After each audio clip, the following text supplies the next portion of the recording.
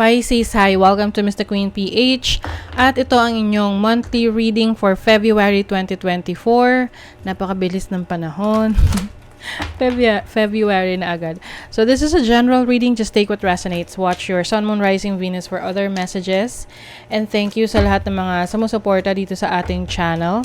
Just a reminder, gamitin nyo lamang ang reading na to bilang gabay and pa-follow, like na rin ang ating Facebook at TikTok. Lahat po yan, Mr. Queen PH.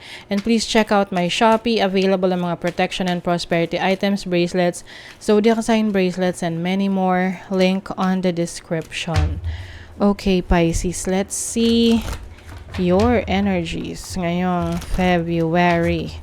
Overall energy ng mga Pisces ngayong February. The Page of Cups. Iba sa inyo in love. This is someone na in love sa interest niya. So, kung ano man yung mga interest nyo ngayon, parang ito yung time na mas nangangarap kayo, no? Halimbawa, meron kayong gusto, like may nagugustuhan kayong tao, tapos ni-imagine nyo na tong taong to na part ng buhay nyo. Alam nyo yun, part of ano rin, siguro parang you are also manifesting someone in your life na gustong-gusto mo talaga na mapasayo. So, yung iba naman, if this is not relationship, ito yung pangarap mo sa buhay, especially nung bata ka pa. Parang mas ano ka ngayon, mas pump up, mas ganado ka na isipin at planuhin yung mga steps na gagawin mo para maisakatuparan mo yung pangarap mo. Oo. Yung iba naman, maaring meron kayong bagong pet. Oo, meron kayong bagong alaga, or maybe this is your first time to get your own pet. Mag-a-adapt kayo ng pusa, aso, or kung ano pang pet na gusto ninyo. So, your challenge is the Page of Swords. Yung iba, meron kayong may mga pangarap kayo sa buhay na kailangan yung pag-aralan. Ano mo yun?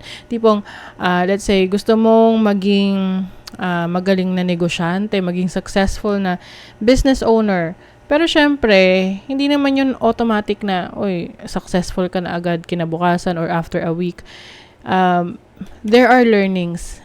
So, ito yung meron kang kailangang basahin, i-research, mag-attend ng classes, pwedeng online, pwedeng self-taught, no? Yung ikaw mismo yung magre-research.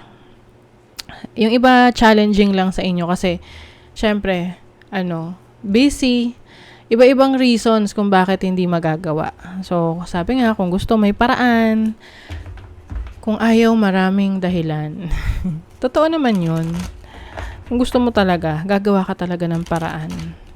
So, let's see your opportunity. Ano yung opportunity ng mga Pisces ngayong Feb? Eight of Swords. So, as an opportunity, I think you are going to break free. Oo. Yung mga limitations mo sa paligid mo, yung mga self-doubt mo, yung pag-overthink mo, i-release mo na yan eh. You will realize kung gaano ka galing, gaano ka equipped, or gaano ka powerful to make things happen. Yung mga negative what-ifs mo, i-let go mo na yan. Kasi maniniwala ka sa sarili mong kakayahan. Ayan you have the wings that you need to fly, to soar high. And itong cage na to, ano lang yan Ayan lang yung naiisip natin na limitations natin na hindi natin kaya. But as your opportunity, palalayain mo yung sarili mo. Pwedeng makaka-receive ka ng words of encouragement sa iba, or merong mag-encourage sa'yo, merong tutulong sa'yo to make things happen para bumalik yung tiwala mo sa sarili mo. Your blessing. The Knight of Wands. Tingnan mo, breaking free You are going to be more confident, no? Sa sarili mo. Tingnan mo yung energy nilang dalawa. Ito parang nalulungkot sa mga bagay na hindi niya kayang gawin, feeling trapped, Oo, feeling niya useless siya, wala siyang magagawa. And then the Knight of Wands here is very powerful and confident, tumawid pa sa Ring of Fire. So I think as a blessing, no, ito yung makukuha mo ngayon na lakas ng loob para sumubok ng mga bagong bagay and to break free from your limitations. Tanggalin mo na yung limitasyon na yan sa buhay mo at marirealize mo kung ano pa yung mga kaya mong gawin. You will step into your own power. Let's see what else. Okay. Diba? You're very close to achieving your goals, Pisces. Keep it up. Push mo lang. And then, honor your feelings. Yes. Importante rin daw na aware ka sa nararamdaman mo, 'di ba? Hindi mo kailangang i-discount yung sarili mo sa mga bagay na parang hindi porket malungkot ka ngayon malungkot ka na rin bukas. Alam mo 'yon? So, your commitment is being tested. Yes. Importante rin daw kung gaano ka committed sa mga goals mo, sa mga gusto mong ma-achieve, kung ito ba talaga yung gusto mo. Kasi, importante na, kumbaga, kasado, no? Oo, yung mga pangarap mo. And whatever it takes, you will go for it. 'Di ba? Your commitment is being tested. Kasi kung gusto mo talaga na mangyari yan, hindi mo lang yan tititigan at iisipin ang iisipin. You will also take action to make it happen. So, with the Knight of Wands, yan yung blessing sa'yo. The moment na mag-take action ka, doon mo na makikita yung difference. Doon mo na makikita agad yung resulta. Hinihintay ka lang ng universe na mag-take action. Yung iba kasi natatakot sa failure. Sabi rito, don't fear failure, but be afraid of regrets. Your worries are blocking your success. Remind yourself of your greatness and stay optimistic. See, ayun yung sinasabi ko kanina. Paulit-ulit ako kanina.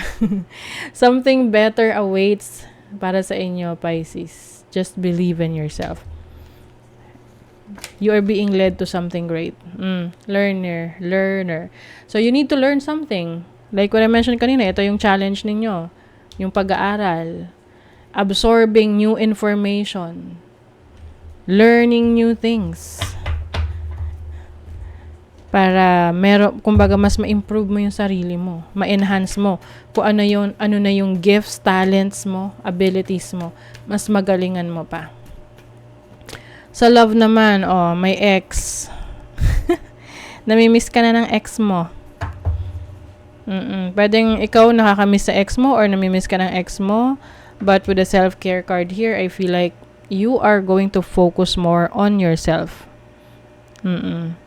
Pwede ring, naka-move on ka na. No? Ngayong Feb, you are moving forward, moving on. Focusing on your goals, focusing on taking care of yourself, improving yourself. Self-care, self-love. Yan yung ipapractice mo ngayong February. Pwedeng magpaparamdam yung ex mo. Kukumustahin ka na, naaalala ka.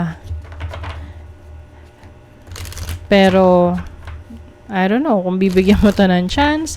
Depende naman kasi. Pwede ring nangangamusta lang.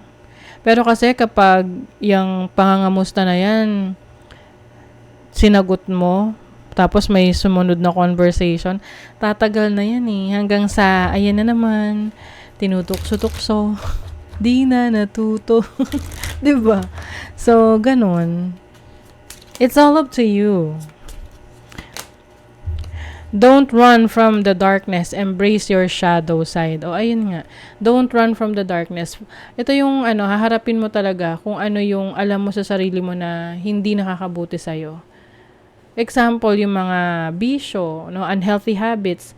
Minsan, aware naman talaga tayo dun Kaya lang, hindi natin hinaharap na yun yung talagang problema na kailangan nating i-let go. Kasi nga, yung iba, in denial. No? But for you, ngayong February, you're going to embrace your shadow side. Yung iba sa inyo magkakaroon ng shadow healing. Okay? Shadow work. What aspect of yourself have you been afraid to look at or address? Haharapin mo na hindi mo natatakasan. Okay? So, that is your reading, Pisces. Kung nagustuhan nyo to, naka-resonate kayo, mag-comment kayo dyan, like, share, subscribe para lagi kayo updated sa ating mga readings. Thank you so much, Pisces. See you again.